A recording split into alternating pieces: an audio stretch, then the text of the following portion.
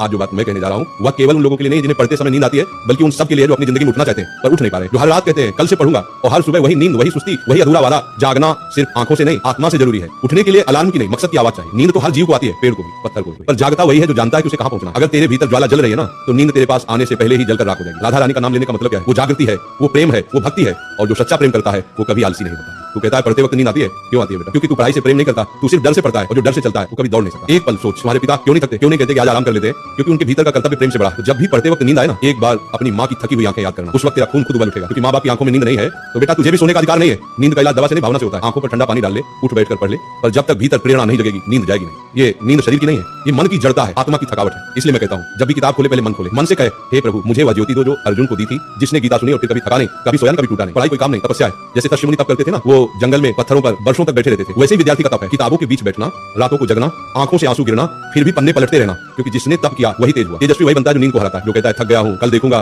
वो अपने जीवन का भविष्य आज ही गवा देता है। जितनी देर तू सोता है उतनी देर कोई और जाग रहा होता है। जब तू अपनी किताब बंद करके तकिया सीधा करता है, दूसरा विद्यार्थी कहीं न कहीं दीपक जलाकर बैठा होता है। वो तेरी जगह आगे बढ़ रहा है, वो वही सीट ले रहा है जो तेरे लिए बनी थी। तो अब फैसला कर, तू इतिहास में नाम लिखवाना चाहता है या नींद में अपना नाम मिटवाना चाहता है? सच्चा ब्रह्मचारी वही है जो नींद से भी जीत गया। ब्रह्मचर्य सिर्फ स्त्री से दूर रहने का नाम नहीं है, ब्रह्मचर्य का अर्थ है ऊर्जा की रक्षा। जिसके भीतर की ऊर्जा बिखरती नहीं वही जगता है। जिसने अपनी इंद्रियों को वश में किया वही ध्यान में टिकता है, और जो ध्यान में टिक गया उसे न नींद सताती है न संसार हिलाता है। तो हे विद्यार्थी, ब्रह्मचारी बन मन को साध, इंद्रियों को रोक, नींद को हर, और अपनी तपस्या में जल जा, क्योंकि यही तेरे जीवन की असली साधना है। जब तुझे नींद आए समझ लेना गुरु तेरी परीक्षा ले रहा है। क्या तू अपने लक्ष्य के प्रति सच्चा है या नहीं? कठिनाई आए तो भाग मत, क्योंकि तप बिना तेज नहीं मिलता। जो रातों को जागता है वही सुबह का सूरज बनता है। राधा नाम में ऐसी ऊर्जा है कि अगर सच्चे मन से जप लिया जाए तो मन की सारी सुस्ती, सारा मोह, सारा आलस्य मिट जाता है। जब भी तेरे ऊपर नींद हावी हो, आंखें बंद कर मन ही मन जाप करने लगो, राधे राधे। देखना तेरा तन हल्का लगेगा, तेरी चेतना जागेगी, तेरे भीतर भक्ति की अग्नि जल उठेगी, और वही अग्नि तेरे अध्ययन को तपस्या बना देगी। अब उठ बेटा, अब किताब तेरी तलवार है, समय तेरी रणभूमि है, और ये रात तेरी परीक्षा है। अगर तू आज जीता तो कल पूरी दुनिया तुझे सलाम करेगी, और अगर आज हार गया तो कल वही दुनिया तुझे भूल जाएगी। तो आज ठान ले, अब नींद नहीं सिर्फ युद्ध होगा, अब आराम नहीं सिर्फ तप होगा। हे राधा रानी, इस बालक को ऐसी लगन दो जो सोए तो भी लक्ष्य के सपने देखे, जागे तो लक्ष्य के लिए लड़े।